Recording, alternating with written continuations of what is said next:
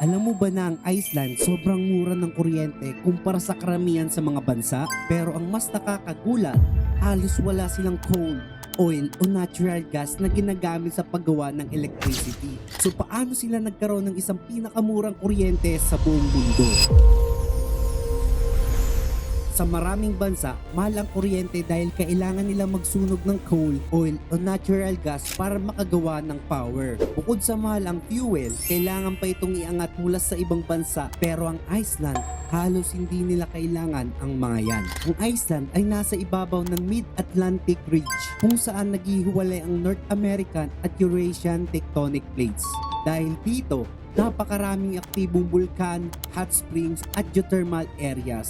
Noong 1900s, nakita ng Iceland na maaari nilang gamitin ang init mula sa ilalim ng lupa bilang source ng enerhiya. Kasabay nito, marami rin silang glacier at malalakas na ilog na perpekto para sa hydropower. Unti-unti nilang itinayo ang geothermal at hydroelectric power plants hanggang halos buong bansa ay gumagamit na ng renewable energy. Ang tunay na sikreto ay hindi lang dahil maraming bulkan. Ang geothermal energy ay gumagamit ng natural na init ng earth para gumawa ng steam na nagpapaikot sa turbines at gumagawa ng electricity.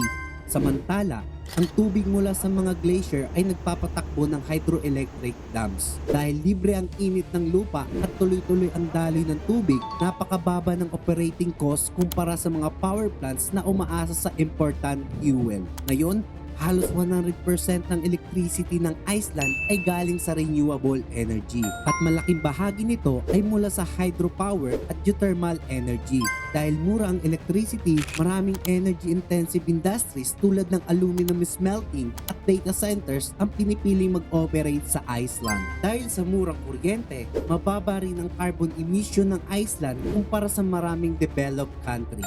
May kaunti rin ang epekto ng pagtaas ng presyo ng oil at gas sa kanilang electricity supply. Isa ito sa mga dahilan kung bakit kinikilala ang Iceland bilang isa sa mga leader sa paggamit ng renewable energy. Kaya ang dahilan kung bakit mura ang electricity sa Iceland ay hindi dahil may malaking oil reserve sila, kundi dahil ginamit nila ang init ng kanilang mga bulkan at ang lakas ng kanilang mga ilog para makagawa ng malinis, sustainable at murang enerhiya. Minsan, ang pinakamalaking kayamanan ng isang bansa ay nasa ilalim mismo ng kanilang mga paa. And this is Book of Facts.